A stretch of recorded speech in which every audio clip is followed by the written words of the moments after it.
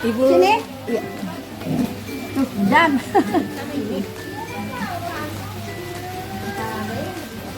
Makasih. Ya, ayo.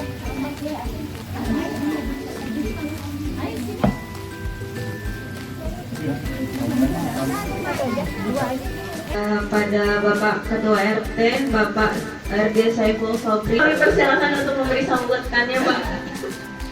Aturan ini jangan bagian itu tapi bencana Bandung kalau itu kan dirinya bawa kita punya acara dengan izin oke dengan kita nanti ke kantor kalau masalah pakai bahan kita mari terus nyari sekolah mudah. Bimbing KKN kami pada hari ini untuk memberikan sambutan kepada Bapak dan Ibu. Kepada Bapak kami persilakan. Baik, terima kasih. Assalamualaikum warahmatullahi wabarakatuh.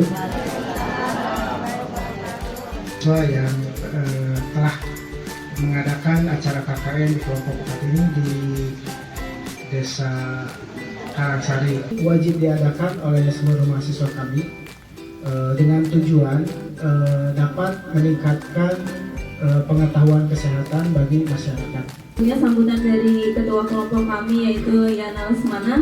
Kepada Ayana kami persilakan. Assalamualaikum warahmatullahi wabarakatuh. Selamat pagi dan salam sejahtera untuk kita semua. Perkenalkan, nama saya Yana Lesmana dan teman-teman saya dari Universitas Batu Kencana mengucapkan terima kasih yang sebesar-besarnya atas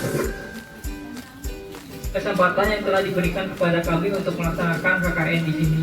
Di Kencana Bandung, kami beranggotakan orang, yaitu saya sendiri bernama Rasulullah Ginanjar selaku pembawa acara hari ini. Di samping saya ada Yana Lesmana sebagai wakil ketuanya, yang sebagai ketuanya. Di sebelahnya ada Arya sebagai bagian logistik, sebelahnya ada Mbak Alan Tri Cahyani sebagai wakil ketua. Ada Mbak Hasti Nur Hapsari sebagai pemateri atau pembawa materinya, ada Mbak Devi Ajang sebagai sekretaris, ada Mbak Hairunisa sebagai dokumentasi, dan Mbak Bima sebagai sekretaris atau bendahara. Dan berbagi pengetahuan mengenai perilaku hidup bersih dan sehat dengan menerapkan etika batuk dan bersin, cuci tangan yang baik dan benar. Ibu semua menjelaskan tentang etika batuk dan bersin yang baik dan benar. Nah, ini ya. Apa itu batuk? Ada yang tahu batuk itu apa? Batuk bukanlah suatu penyakit. Jadi batuk itu bukan penyakit ibu-ibu ya. Jadi batuk itu merupakan mekanisme pertahanan tubuh pernafasan dan merupakan gejala suatu penyakit atau reaksi tubuh terhadap iritasi di tenggorokan karena adanya lendir. Ketika batuk adalah tata cara batuk yang baik dan benar dengan cara menutup hidung dan mulut dengan tisu atau lengan baju sehingga bakteri tidak dapat menyebar ke udara dan tidak dapat menular ke orang lain. Etika batuk dilakukan untuk mencegah penyebaran suatu penyakit secara luas melalui udara bebas atau biasa yang kita sebut dengan droplets dan membuat kenyamanan pada orang sekitarnya yang agar tidak terganggu. Tujuan dari etika batuk yaitu yang satu, mencegah penularan penyakit dari orang di sekitar kita. Jadi etika batuk itu bisa untuk melindungi diri kita dan orang-orang di sekitar kita. Gitu. Ini ada contoh-contoh batuk yang salah. Yang pertama, kok cuci tangan salah sih? Kenapa cuci tangan salah? Kan padahal harus cuci tangan ya.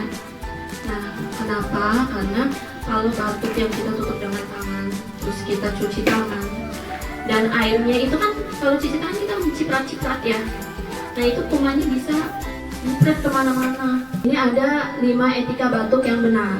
Yang pertama itu kalau kita udah ngerasa demam, terus ada batuk, pilek, silakan ibu-ibu semua pakai masker untuk menjaga keluarga kita, anak-anak kita, terutama anak-anak kita ya yang imunnya masih rendah, bisa dicegah dengan seperti ini ya. tutup dengan masker, terus tutup mulut dan hidung dengan lengan atas bagian dalam. Jadi batuk itu bukan ditutup pakai tangan, jadi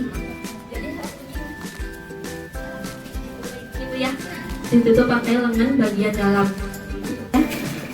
Cukup sekian mungkin pertanyaan. Kita punya door prize nih buat ibu yang mau bertanya. Jadi ibu kocok dulu, nanti dapat door prize-nya apa nih?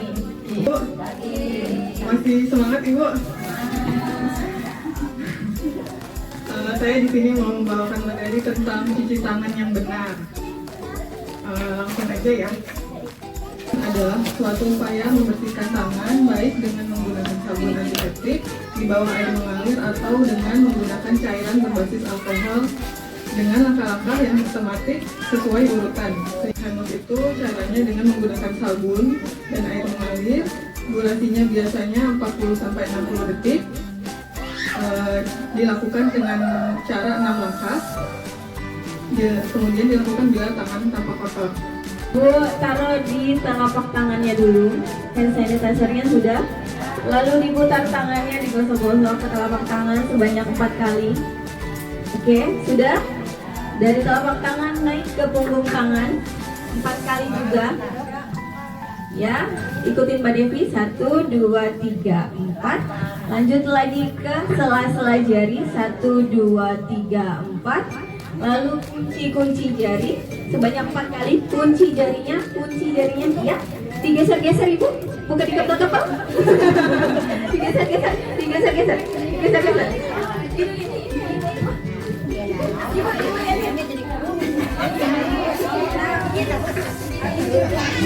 Yang akan mengunci.